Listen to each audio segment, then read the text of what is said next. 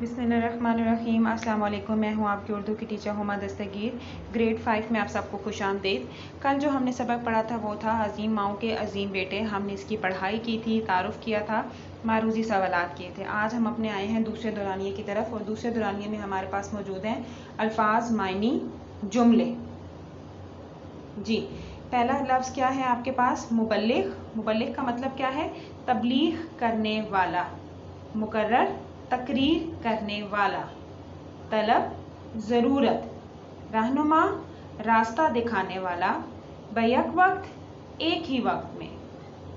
हंगामा बर्पा करना, शोर गुल करना, शोर मचाना। सदाकत, सच्चाई। पहलू, तरफ। पंगूड़े, झूला। नामवर, मशहूर। जी, ये आपके अल्फाज मायने थे। अब अपने जुमले जिन अल्फाज के बनाने हैं वो हैं रहनुमा, बैक वक्त, हंगामा बर्पा करना, पहलू और नामवर। ये आपका आज का दूसरा दौरानिया है। कल हम अपना तीसरा दौरानिया करेंगे। इसके लिए आज का काम करने के लिए सबसे पहले आप करेंगे डेट, डे, क्लास वर्क, उन्वान, सरगर्मी। उन्वान में आपका आएगा अजीम माओ के अजीम बेटे और सरगर्मी में आएगा अल्फाज, मायनी, जुमले।